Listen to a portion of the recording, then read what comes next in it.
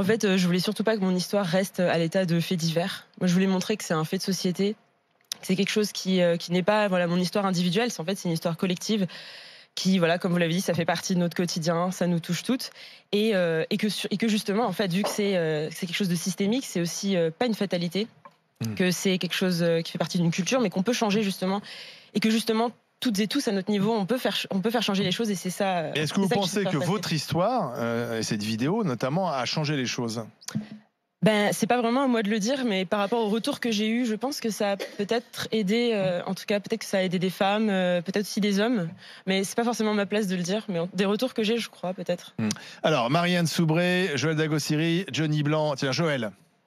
Bah écoutez, c'est assez dramatique de le dire, mais votre livre, en tout cas sur le parcours, votre parcours, en fait, c'est le livre quasiment de presque toutes les femmes, en fait. Voilà, il y a rien. Enfin, c'est dommage parce qu'il y a, on va dire, il y a rien d'extraordinaire dans le sens où très petite, vous avez subi des attouchements de votre copain de l'école, les remarques dans la rue des hommes, alors vous n'avez rien demandé. Les remarques sexistes à l'école. Enfin, en fait, je l'ai lu et je me suis dit. Bah, en fait, c'est grave parce qu'il n'y a rien d'extraordinaire dans son livre, tellement c'est commun.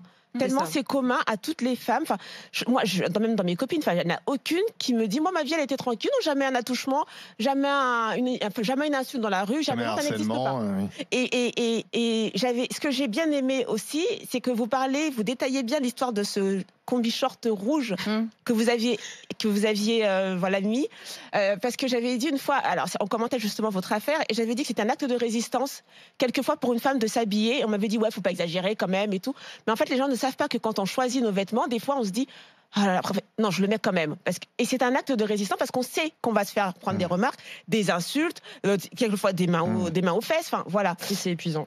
Exactement. Sauf que c'est quand vous avez dit ta gueule à ce jeune homme, c'est à ce moment-là qu'il vous a frappé. Donc c'est aussi comment on réagit, parce que quand on réagit fortement, on se fait frapper. C'est la leçon aussi de votre histoire, malheureusement. Oui, je pense qu'après, voilà, chacune réagit comme elle veut, comme elle peut. Chacune, en fait, est la meilleure juge à savoir évaluer la situation, le risque.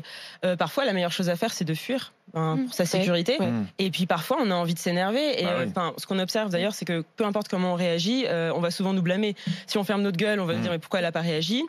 Si on s'énerve, on va nous dire mais qu'on est hystérique. Et les autres autour, ils peuvent réagir aussi, ceux qui assistent à la scène, parce que là on parle de ça. Alors dans l'occurrence, oui, voilà, dans mon histoire, je pense que ça s'est passé tellement vite que c'était un petit peu difficile de réagir. On était tous en fait en état de sidération. Après, on sait très bien que très souvent, dans des cas de violence, de harcèlement, les gens sont assez bloqués. Et justement, dans le livre. Dans la partie du manuel, on essaie de donner des astuces, des conseils pratiques sur comment réagir quand on est témoin aussi. Alors justement, comment on réagit quand on est témoin? Il y a plusieurs façons. Donc déjà, si on ne se sent pas le courage forcément d'intervenir, on peut tout à fait demander de l'aide à quelqu'un. On peut aussi faire semblant de connaître la personne. Et moi, ce que je dis souvent aussi, c'est même si on a peur d'être ridicule, de se tromper, il ne faut pas hésiter, il faut y aller. Il vaut mieux avoir l'air ridicule et potentiellement aider quelqu'un. Moi, ça m'est déjà arrivé de voir une femme avec un homme qui lui parlait. Et je ne savais pas trop, j'arrivais pas à voir avec la gestuelle si... elle était en danger ou pas. Je suis allée la voir, je lui ai demandé discrètement si elle connaissait. Il se trouve que oui. Mais elle m'a quand même dit mais merci quand même. Oui, parce que ça peut être parfois des couples dans la rue qui s'agressent. Et même si la personne réagit mal, c'est pas grave. Franchement, il vaut mieux avoir l'air ridicule. Oui. C'est pas très grave, on le fait pas pour notre ego. Quoi. Bien sûr. Marianne Soubré. Oui, je crois qu'il faut quand même rappeler, et c'est extrêmement important, parce qu'il y a toujours cette minimisation de dire oui, mais c'est rien du tout, enfin, on t'a trouvé jolie, pourquoi tu réagis comme ça, etc.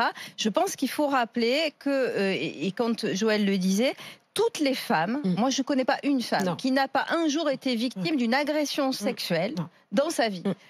C'est quoi une agression sexuelle? C'est la main aux fesses.